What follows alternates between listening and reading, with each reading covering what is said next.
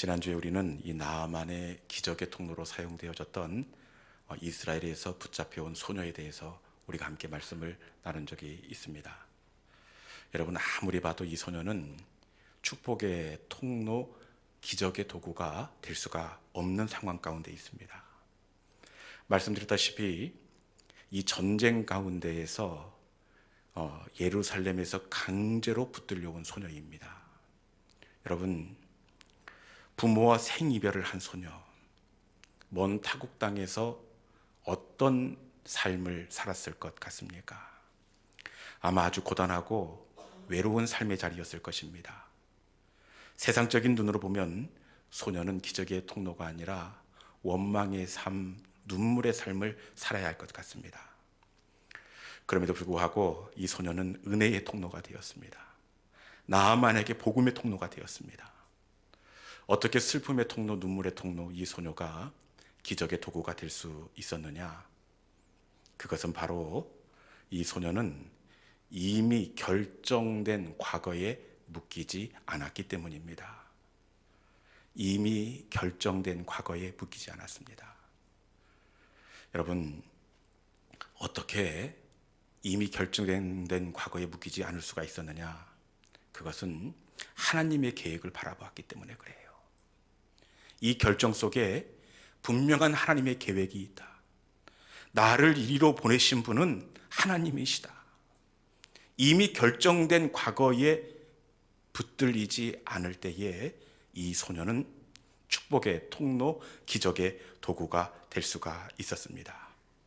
하나님의 사람은 선하신 하나님, 실수가 없으신 하나님의 계획을 바라보는 사람입니다. 우리 하나님은 저와 여러분도 기적의 통로가 되기를 원하십니다. 기적의 통로는 이미 결정된 과거에 묶이지 않는 사람입니다. 이미 끝나버렸어요.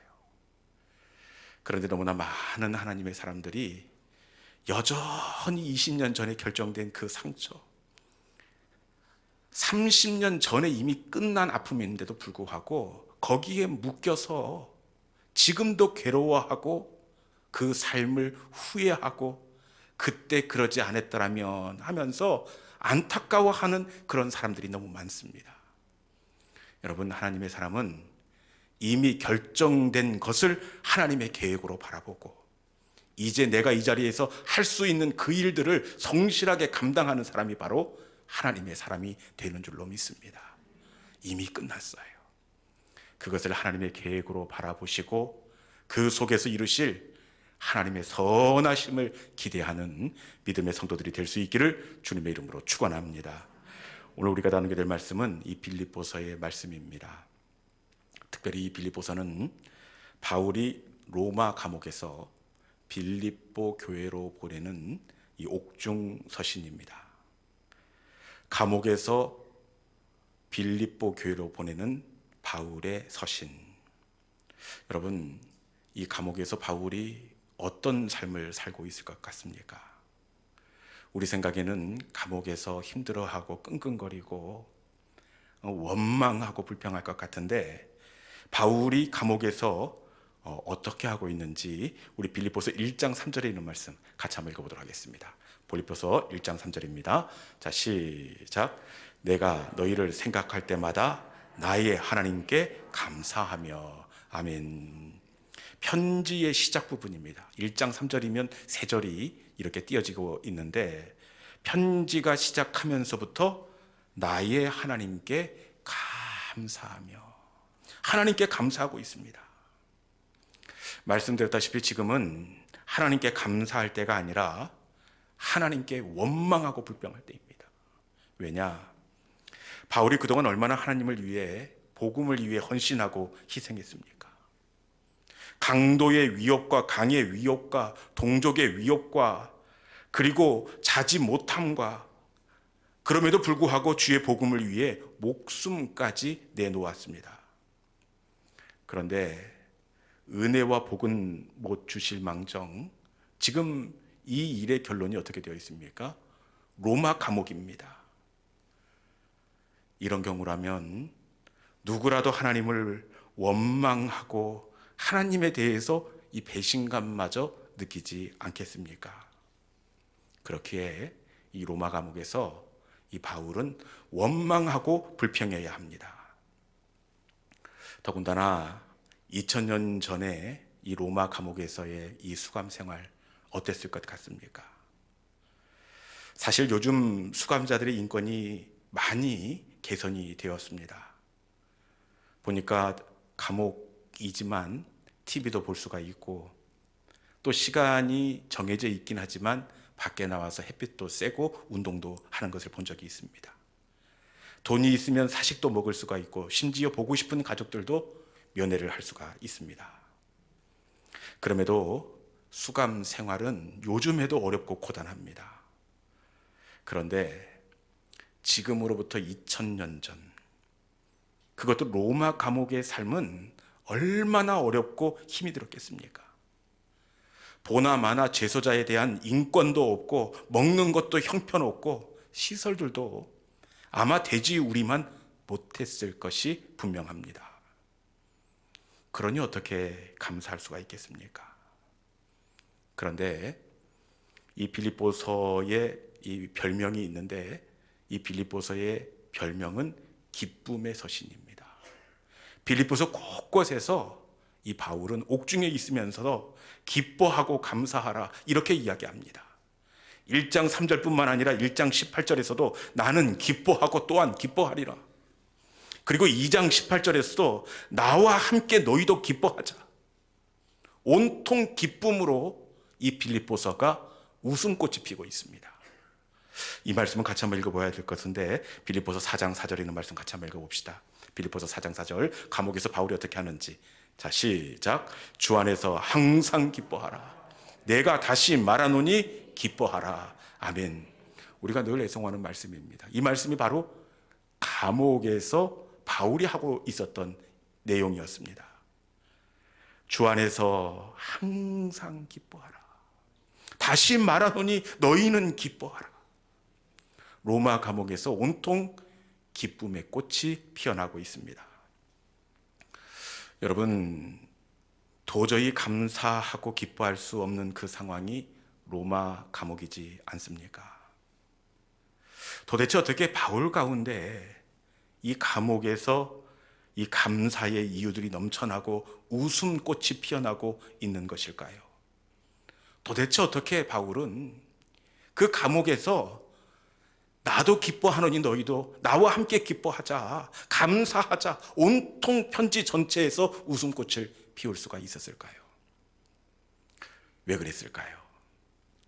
우리 본문 4장 11절에 있는 말씀 같이 한번 읽어볼까요? 4장 11절에 있는 말씀, 바울이 도대체 이 가운데서 어떻게 감사와 웃음과 기쁨을 누릴 수 있었는지 4장 11절에 있는 말씀입니다. 같이 한번 읽어볼까요? 자, 시작.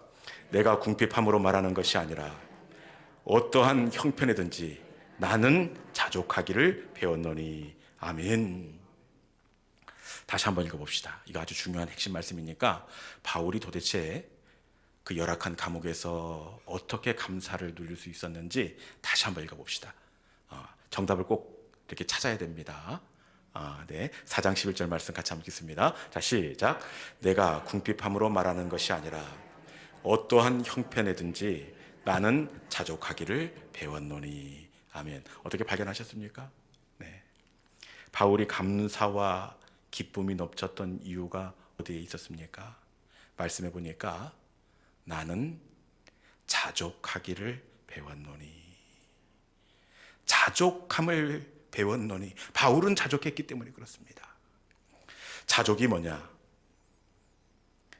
바울이 감사와 기쁨이 넘쳤던 것은 바로 자족함을 배웠기 때문인데, 이 자족은 이 헬라어 단어를 보니까 아우타르케스, 만족하는 마음, 이것이 바로 자족입니다. 자족은 남들의 기준이 아니라 스스로 만족하는 마음, 이것이 바로 자족입니다. 바울은 어떠한 형편에서든지 스스로 만족하는 마음을 가지고 있었습니다. 스스로 만족하는 마음이 들 때 바울은 기뻐하고 또 기뻐하고 감사할 수가 있었습니다. 그런데 참 신기한 것은 바울이 언제 자족하고 있습니까? 우리는 형편에 따라서 자족할 수 있다 이렇게 생각하고 이야기하는데, 말씀해 보니까 바울은 어떠한 형편에서든지 이렇게 이야기하고 있어요. 어떠한 형편에서든지 자족하고 감사하고 있습니다. 여러분, 그런데 사실 어떠한 형편에서든지 자족하며 감사한다는 것이 결코 쉬운 일이 아닙니다. 어떻게 불행이나 내가 원했던 그 일이 이루어지지 않고 다른 곳으로 굽어드는데, 어떻게 어떠한 형편 속에서도 자족함으로 감사할 수가 있겠습니까? 자족한다는 것은 정말 어렵고 힘이 듭니다. 그러면 어떻게 바울은 어떠한 형편에서든지 자족할 수가 있었을까요? 다시 본문 빌립보서 4장 11절에 있는 말씀, 어떻게 어떤 형편에서든지 바울은 자족할 수가 있었느냐? 우리 4장 11절에 있는 말씀 다시 한번 읽어보도록 하겠습니다. 자, 시작. 내가 궁핍함으로 말하는 것이 아니라 어떠한 형편에서든지 나는 자족하기를 배웠노니. 아멘. 어떻게 자족할 수가 있었느냐? 보니까 나는 자족하기를, 그 다음에 어떻게 되어 있죠? 배웠노니. 자족하기를 배웠노니. 이 배웠노니의 헬라어는 이 만다노를 쓰고 있습니다. 영어 성경에는 러닝을 씁니다. 그러니까 자족하기를 배웠다는 것은 풀리지 않는 숙제를 해결하기 위해 머리를 감싸고 정답을 알아내기 위해 몸부림쳤다는 의미를 담고 있습니다. 바울은 어떠한 형편에 처하든지 간에 하나님이 남겨놓은 감사를 배우기 위해 몸부림쳤다는 겁니다.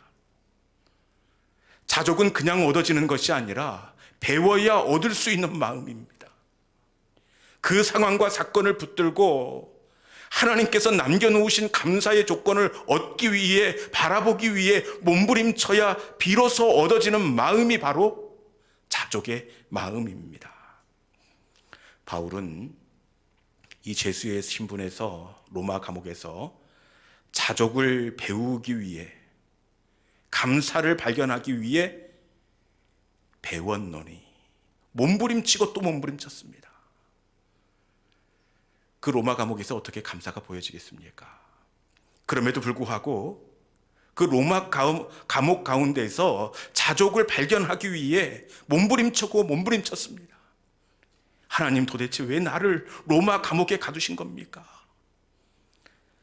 한 달, 두 달도 아니고 벌써 수년 동안이나 왜 이렇게 나를 가둬두시는 겁니까? 바울은 감사해야 할 이유를 알기 위해 부단히 몸부림치고 또 몸부림쳤습니다. 여러분, 자족은 몸부림치는 것인 줄로 믿습니다.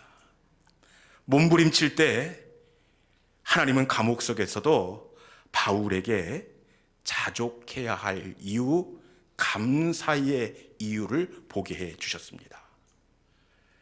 우리 하나님께서 이 로마 감옥 가운데서 바울이 보게 하신 그 감사의 이유가 무엇인지 빌립보서 1장 12절에 있는 말씀 같이 한번 읽어보도록 하겠습니다. 빌립보서 1장 12절에 있는 말씀입니다. 자, 시작. 형제들아, 내가 당한 일이 도리어 복음 전파의 진전이 된 줄을 너희가 알기를 원하노라. 아멘. 여러분, 하나님이 보게 하신 이 바울의 감사의 이유가 무엇입니까?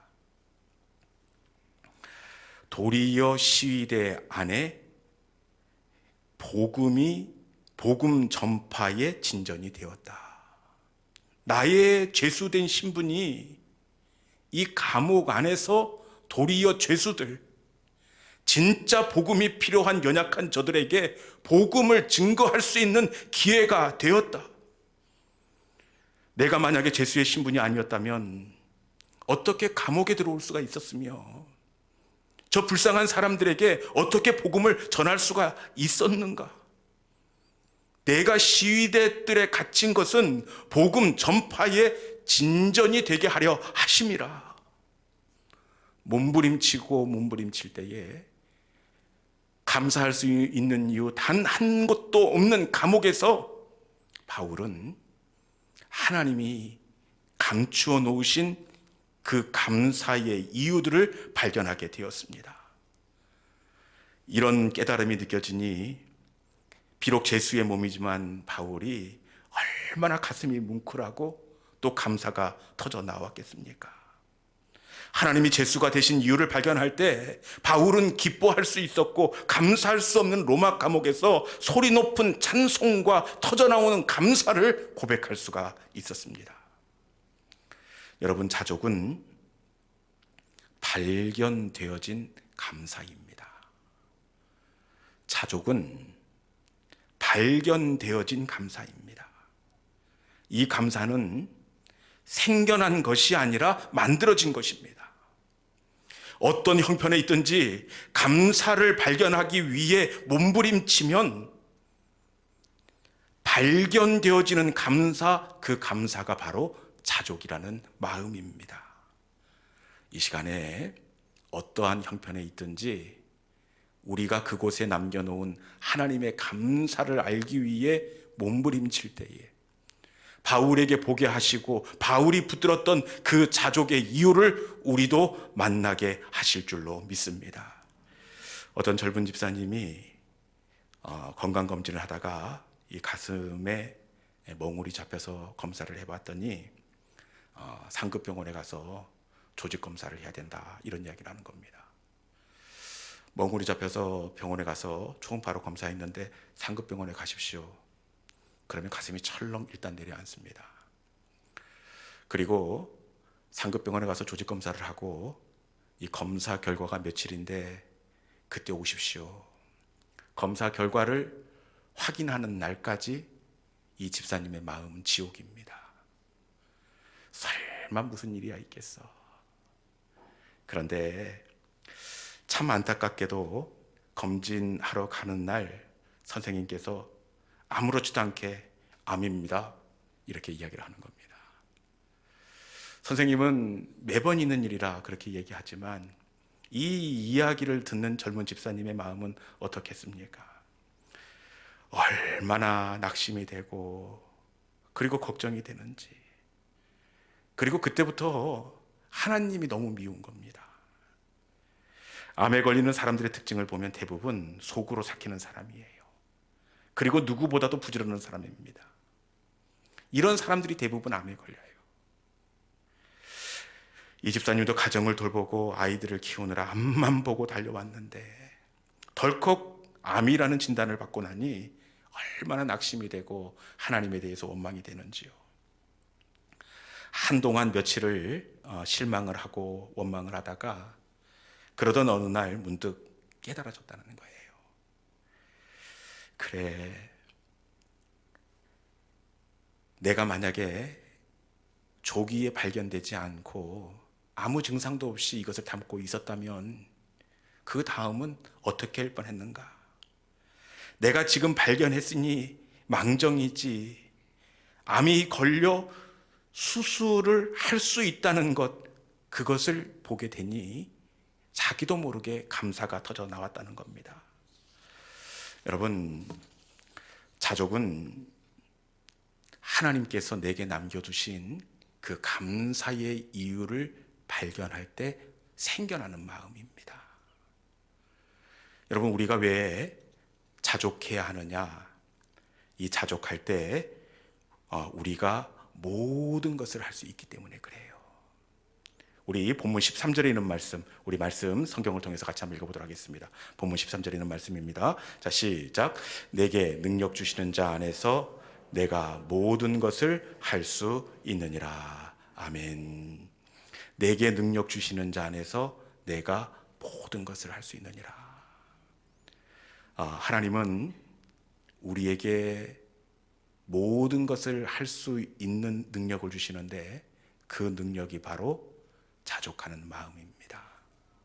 자족하는 마음을 발견할 수만 있다면, 자족하는 마음을 내가 붙잡을 수만 있으면 우리는 어떤 상황과 형편 가운데 있다고 하더라도 우리는 모든 것을 할 수가 있습니다.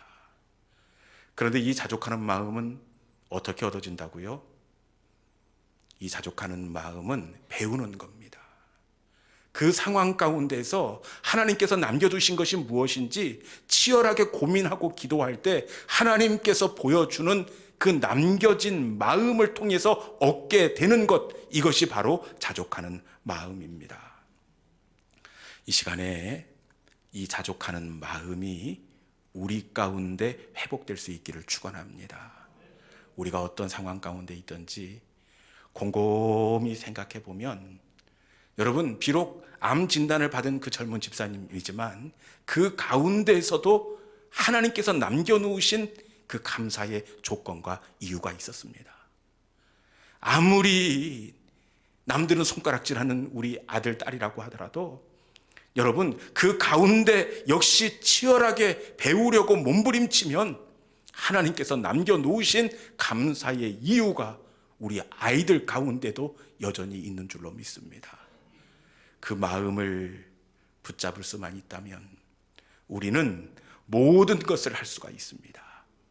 이 시간 우리에게 없는 것 바라보지 마시고 이 상황 속에서 내게 남겨주신 하나님의 감사를 바라보시고 그 감사로 자족하시고 만족하시고, 그리고 그 감사로 우리의 힘으로 그렇게 삼아 나아가는 우리 모든 믿음의 성도들이 될 수 있기를 주님의 이름으로 축원합니다.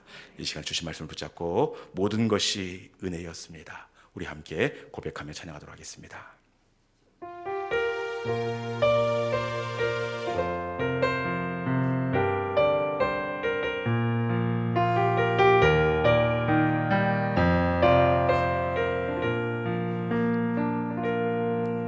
내가 누려왔던 모든 것들이, 내가 지나왔던 모든 시간이, 내가 지나왔던 모든 시간이, 내가 걸어왔던 모든 순간이, 내가 걸어왔던 모든 순간이